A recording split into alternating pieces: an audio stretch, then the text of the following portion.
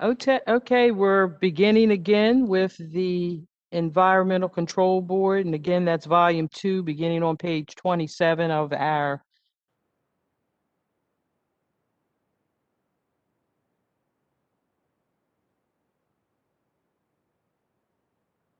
Okay. Sorry. Good morning, everyone. Good morning, Madam Councilwoman and City Council. I'm the acting director of the Environmental Control Board. The executive director, Rebecca Woods, unfortunately could not be with us today, but hopefully I'll do her justice. Just a quick snippet, the Environmental Control Board is an administrative hearing board. We hear agencies that want to contest. Sorry, we hear respondents that would like to contest environmental citations. Citations are issued by a number of city agencies, fire, health, housing, transportation, animal control, a bunch of agencies, and basically we provide an independent review of those citations when a hearing is requested. Besides that, we also just started doing water bill appeals, so people who disagree with their water bill and have gone through the internal process at the Department of Public Works, they can have an appeal with the Environmental Control Board, which is a new function for us. Although that piece is actually funded by the Department of Public Works, so it's not an impact on our budget. And lastly, we also house Be More Beautiful, which is a peer-to-peer beautification program. We provide resources to communities and also grants through several sub-programs. We have Care a Lot, which people might know, or Love Your Block, Say Yes, which is our youth program. Uh, but we're a small agency, so essentially it's adjudication and it's Be More Beautiful. Our budget is pretty simple, pretty small because we're pretty small. We're just continuing our current level of service, very minor shifts between budget lines, but overall we're consistent with prior years, essentially. That's it on my end, if anyone has any questions. Th- Thank you. Thank you for your office and what you continue to do to help keep our city clean and healthy. Um, I'll start off with one. You had mentioned that the water billing was new. Could you just explain exactly what your role is as far as in water bills? Sure. So Article 24, Section 2 discusses the Environmental Control Board as an independent review for these water bills. So the DPW has their own internal process where people have to kind of go up. Uh, I'm not sure what it is now, just because Director Mitchell has come in and I understand he's going to change process so it's more efficient. So I can't quite speak to what they do in-house at this particular moment. We haven't had an appeal since maybe March. But we've had about 4 appeals so far, and it's people just contesting their water bill, feeling that it's unreasonable or things of that nature. So I primarily run that and schedule it, and we have them come in front of a hearing officer. We only have about 3 or 4 hearing officers, and DPW will present their case. The respondent or the customer will present their case, and the hearing officer will make a decision. We've done very extensive written decisions because we know how important this particular issue is to Baltimore City residents and really just to Baltimore as a whole, as we try and bridge some of that trust. Um, and so far, it's gone pretty well. The final decision is with the director of DPW by charter. So our decisions are with Director Mitchell at this moment, and he will make the final decision. Ours is just a proposed decision because of the city charter and how it's set up. hmm And then my second question, I know partnerships are very important with your communication through different agencies. I know the health department deals with animal control. What role do you play in that partnership with animal control through the health department? They're one of our agencies that issues environmental citations. So if they issue a paper citation, so they go in and they do their inspection. I think they're mostly responsive to complaints or 311 requests, if I remember correctly. So they issue the citation, and of course, people who actually contest it will come to us. So we don't really see a citation unless somebody reaches out to us about their citation. And at that point, we'll convene a hearing. Animal control generally wants the person that issued their citation to be present at the hearing. Other agencies will have a custodian of record appear just because of volume. But yeah, they attend the hearings and they provide their case, and it's the burden is on the issuing agency to prove that what they issued is sufficient, and I think it's preponderance of the evidence. So that's really all our relationship is with animal control. Okay, thank you. I see Councilman Dorsey's hand is up for a question. Good morning. Good morning. Thank you, Madam Chair. Thank you for your presentation, Brittany. I guess I haven't heard much, and I think most of us haven't heard much about ECB handling any kind of water bill appeals or anything yet. This is new.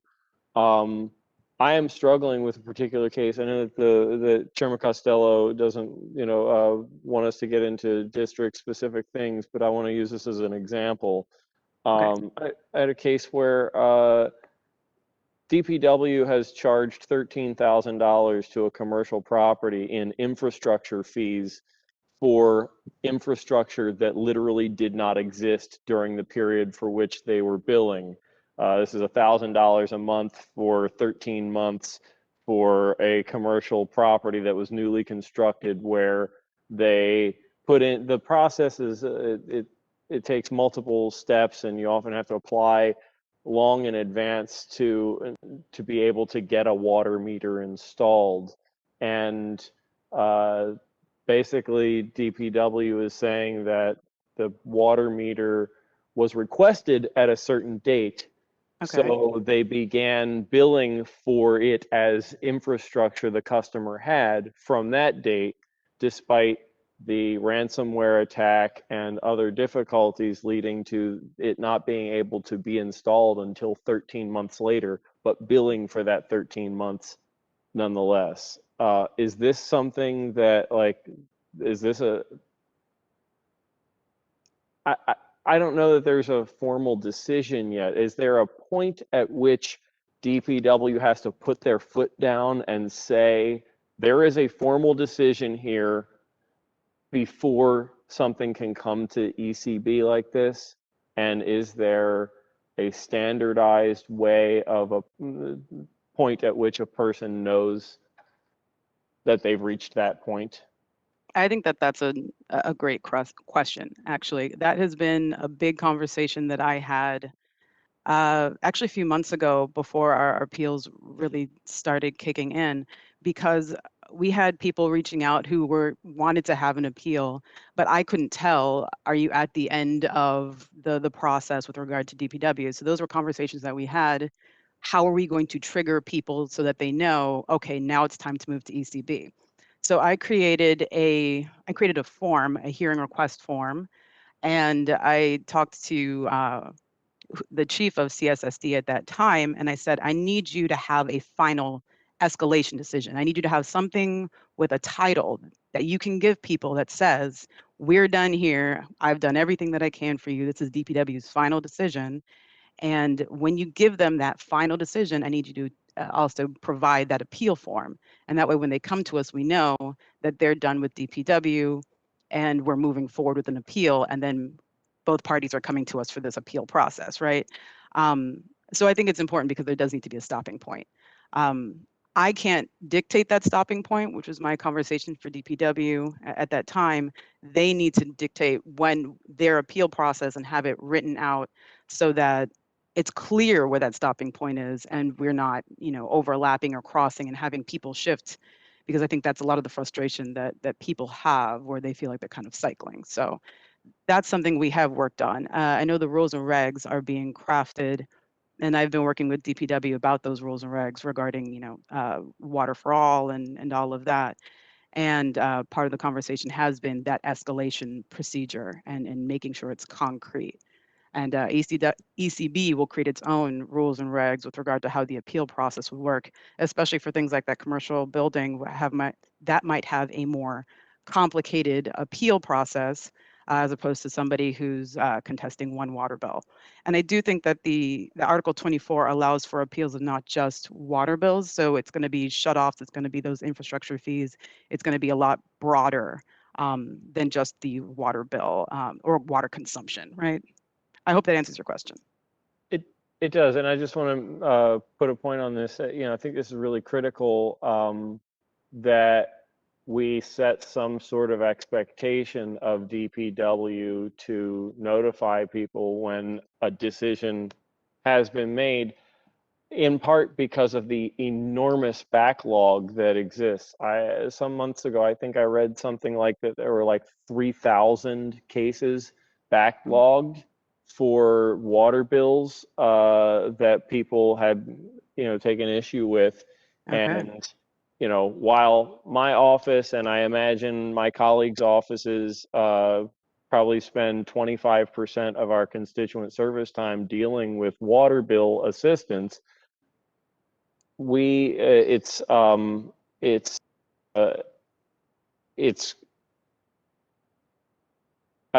these are only the ones that come to our attention, where somebody ends up coming to our attention where almost uniformly they're saying, I've been trying for months and can't even get a response from DPW.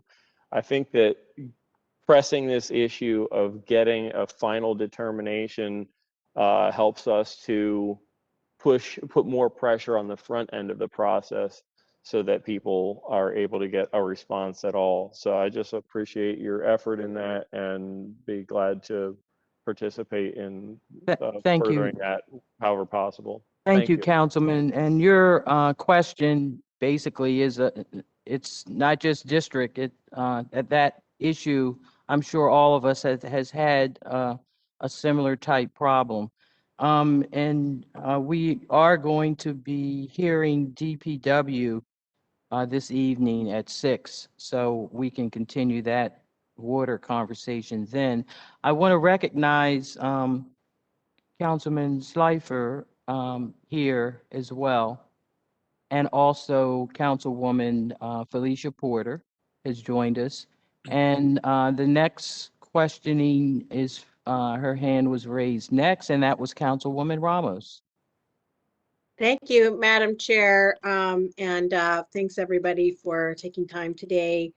I have had multiple conversations with Ms. Woods, and I know, she's not here, but I'm really concerned that there are several, particularly older adults, who continue to go into tax sale because they have citations that are just get doubled and doubled and doubled. And we've been trying to figure out how to address this, because part of the problem is they're not opening their mail. So, and part of the issue is also that even if they call you to get the ECB to get a hearing to try to work it out and get more time, it's my understanding that ECB only has resources to have one hearing, as opposed to multiple hearings to help people, move through the process. And so I guess this is just sort of a pin on that point, that we do not want anybody to go into tax sale because they cannot afford to fix their garage or their porch or whatever. And so we need to have a process by which there's probably better outreach, because they're not reading their mail, to be able to address this issue. And I don't know whether that falls on the ECB or whether that's something that, we need to work on together. But have you been thinking about that a little bit more? What's the funding that's going to be needed to try to come up with a system? I mean, my idea was they get an automatic hearing. Well, Rebecca was like, no, you can't have an automatic hearing because there's not enough resources for that. So anyway, just putting a pin in there. I think it's an important conversation that we need to continue to have, and whether or not you have any thoughts on that and how much we would need to be able to make sure your office has to solve that problem. Okay. I want to be responsive to exactly what you're saying. So I am aware of that conversation, or the conversations that you've had with Rebecca regarding this issue. And I mean, it was clear I've seen the commentary that people have had regarding tax sales specifically. I know it's not a beloved process in Baltimore City, and I don't blame them, right? So the issue, at least with the one hearing, you can request a hearing. You have about 30 days after being issued the citation to request that hearing.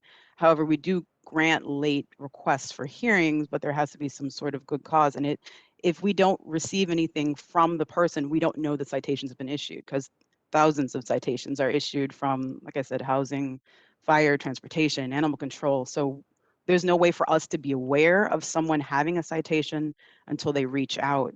But we do try and provide assistance to people when they do reach out and find some sort of resolution if possible.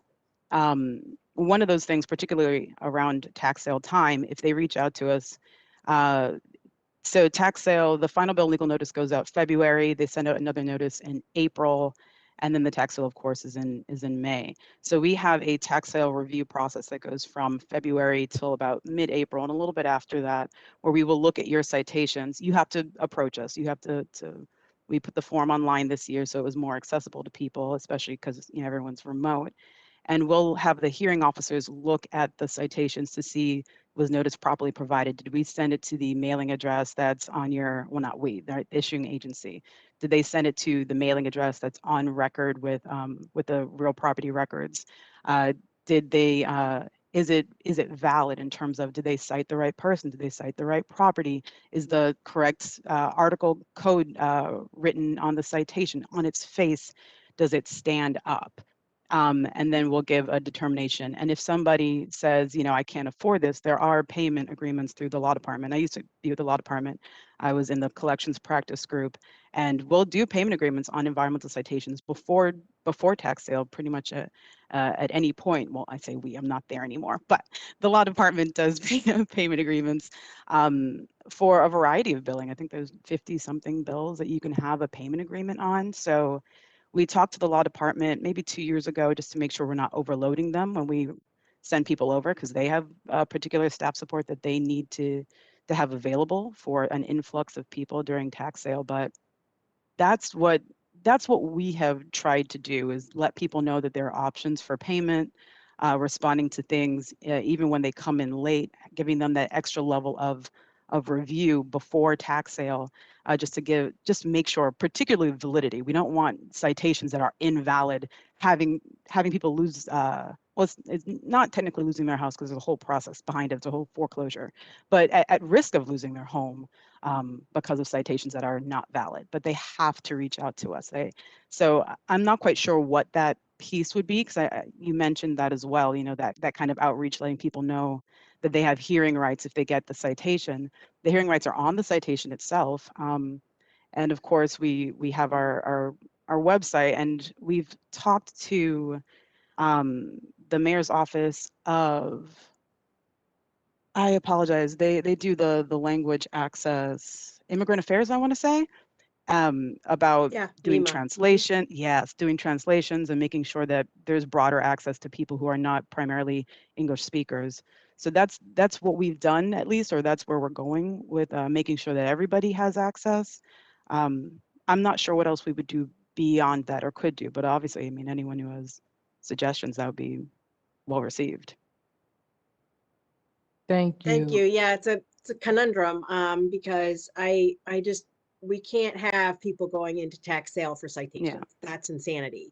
And the charter only allows us to pull out certain levels of citations out of tax sale. So anyway, ongoing. Thank you very much for entertaining the question. Thank you, Madam Chair. Yeah, of course. Thank you. I do want to recognize, and I don't know if I did it earlier, but Deputy Mayor Ted Carter has been with us since the beginning this morning as well. So wanted to give that recognition. And we're now down to 10 minutes left with questioning. And I see Councilman Yitzi, your hand is raised. Question? Yes, thank you, Madam Chair. So just going back to the dialogue that you guys just had with Councilman Dorsey. So when did that start? That people can bring a water billing issue at some point to the Environmental Control Board, because I had never heard of that. In fact, I just completed a 2-year saga with DPW over a water billing issue with a property in my district, two seniors that DPW was 100% in the wrong on, and finally just got to a point where DPW did give a final determination. DPW acknowledged their role and responsibility and made an adjustment accordingly based on the fact that they were just completely wrong. But it was not to the property owner's satisfaction. But what they were instructed, and what we have in writing, is that the next step, beyond the director's determination letter, final letter, was that if you don't like this, you can take this to the circuit court. So I didn't know that there was a step between the director's final step and the circuit court. I mean, we know there's a process between like how a bill has to be escalated. Unfortunately, we deal with too many of them. So are you guys right before the circuit court? We are. So Article 24, I think it was enacted in December, and we had to do some training. So we had DPW come in and train our hearing officers, just so, you can't quite judge a process if you don't know what the process is, right? You need to know what it's supposed to be in order to determine where it deviated, if it deviated. And so once we were able to do that, we were able to start the appeal process. So we started appeals in March of this year. And it's probably going to shift again because portions of Article 24 come into play at different times. There's it's not an addendum, I'm not quite sure, like a footnote that has different parts that come into play. So like water for all and things like that will come into play at different times.